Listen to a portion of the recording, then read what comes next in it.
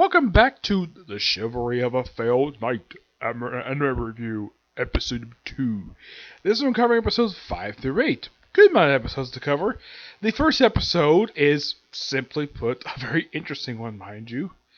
Of, basically, it's just, basically, because what happened in the previous episode, him winning, apparently all the girls in school apparently start falling for him. And he apparently decides to become a teacher and teach everybody how to use a sword properly. Yeah, like everybody, including the female reporter, Kasumi. Yeah. Including 4 guys who he easily beats him up without taking out his sword. Beats him just barehanded. It's like, we're sorry. We'll give your students. Like, okay, fine, because they're all so jealous of him. So, everything's going hunky-dory. He's getting so tired. Stella really wants... Now, this whole point of this first episode, Stella really wants us to have the sort of advancement in the relationship. Also, it's fairly been dating now for 2 weeks. Okay, interesting. So, she's about to give him, like, a bottle of water, and then his sister swoops and gives him a, like... Looks like a can of orange soda. Like, okay.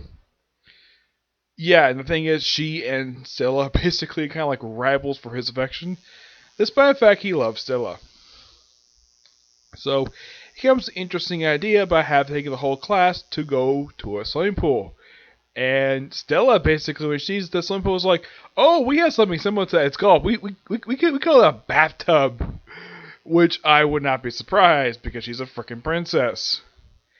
And of course, Kasumi basically is talking to Stella about how the fact that she really wants to advance a relationship with Isuke, but she's very hesitant to do it. Eventually, he's called over, and they argue back and forth, and eventually it's like, yeah, what they really want to do, they want to kiss. And they do. My only problem with this scene is they don't show the kiss. Nope, but they kissed. Yep. The very next episode sets up a first of a 3-parter called The Sword Eater,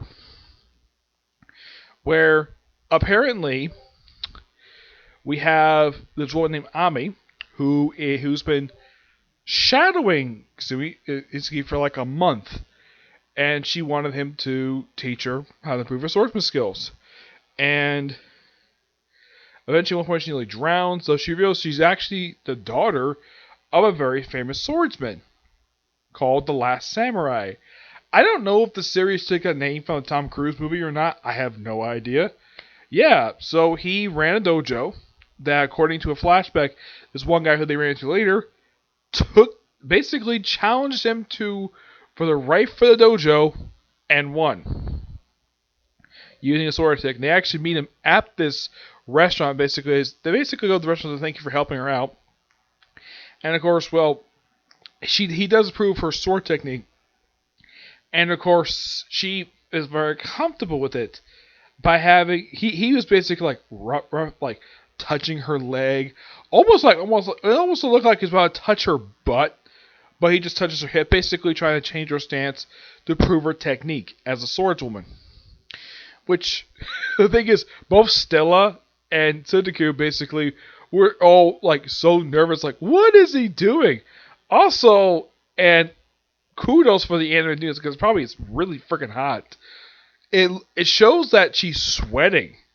Yeah, her legs look like they're not covered with scars of a sword. No, not scars. I think that's sweat. Yeah, I think that's freaking sweat on her legs. Because they're outside training, and, well, of course they're probably going to sweat. And eventually they have a brief sword battle, and that's simply it. And then they have then the end of the first episode, we have Isuke called by her to a rooftop. She's wearing, like, a Komodo bathrobe for some reason. Yeah, she wanted to basically win for their fight because, well, they have a scheduled match, and she wanted to sort of wound him. Just 'cause. And she basically nearly commits suicide, though he saves her, though he had to throw through a window. And he does come out wounded per se, but he doesn't like hate her for it.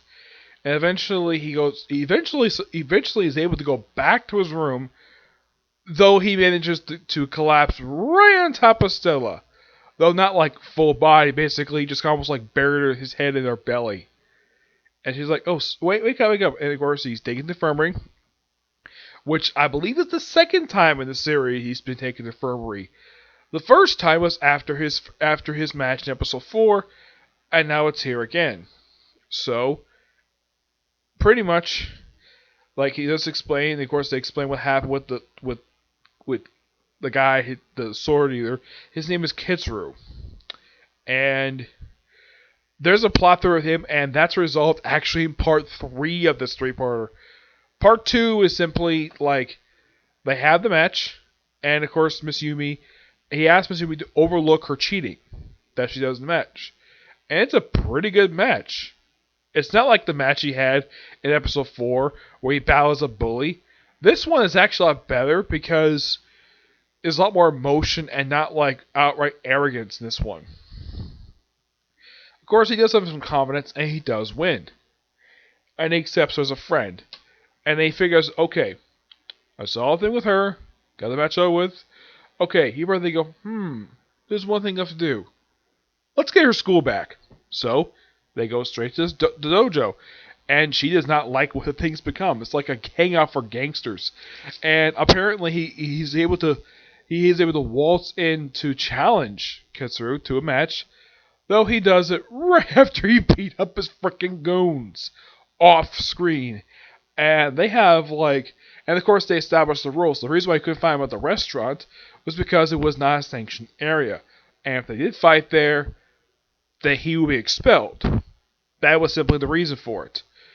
And for everything Scylla, if I basically know, just Scylla, Anami, and Iki is here.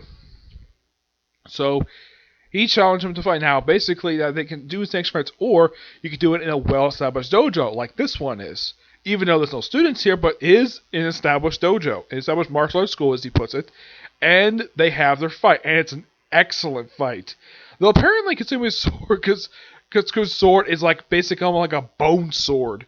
It's got like little teeth on it, and almost like it reminds me of a sword that I saw, I believe in. Trying to think. I think it may be One Piece saw a similar sword to this. Yeah, where it's the character Hold'em basically, where the sword basically splits up like a snake. It's a very similar thing here, but this is done years prior to One Piece doing it. And of course, Isuke basically, because he's a sort of a tactician, he studies his opponent during the actual match itself. And he's able to decipher his technique. Though it's, according to Katumi, it's like, no, that's not a technique. It's actually a gift. Because he's gifted. And he's able to figure it out. A couple other moves. And eventually he's able to defeat him. But he says, okay, let's not finish this here. Let's finish up this at the 7-star tournament. And he's like, what about Dojo? You can have it back. And like, okay. So everything's back normal. She puts the sign back up. Though, when they first got the place, it was graffiti all over the place. Like, the outside looked fine. But when they get, inside the courtyard of the dojo, the place is graffiti all over the place. Did she manage to take the time to remove all the graffiti? Apparently. Also, I don't think the goons show up again. I don't know. I don't think they show up next episode. I think of no. So, okay. And then we have Stella and Iki basically sit at a bench where they think about what happened, and then they get an email from Izumi where her father's woken up. Yeah, her father was in a coma for 2 years, and he just happened to wake up at that point. Though they don't mention what he tries to do next. I read online what he wants, as a thank you for getting back at school. I'd like to bring up here because I think it happens later because it sounds so hilarious. The fact that he would actually offer this, despite the fact he's already in a relationship with another smoking hot woman. And we have Iki and Stella finally hold hands for the first time, and then his sister and her friend show up they hold hands, we're thumb wrestling, and that's the way to end the episode. I gotta hand it. These were really good episodes. Thoroughly enjoy them. And I think, as far as I can tell, these adapted from book 2 for the series, which, kudos. As far as I can tell, kept everything in, mostly anyways. I don't think anything was changed. I think they, they cut some minor stuff out. It's been a little while. It's been like a couple, at least a week or two since I read the actual novel these episodes based upon. But I think the episode, I think the arc, I think these episodes did a really good job.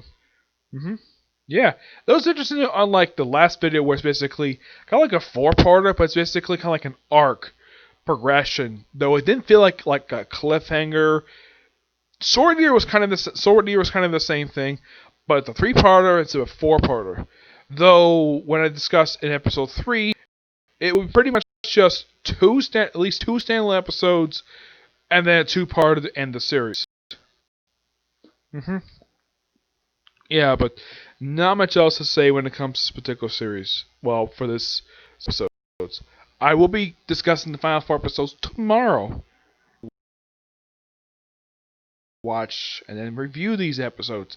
I could, but I gotta get up early tomorrow for work, and so you can expect that review tomorrow, along with a review for One Piece and a review for Black Clover. Yep. Yeah, I think overall about 3 videos tomorrow. Yep. But so you see you next video. Bye.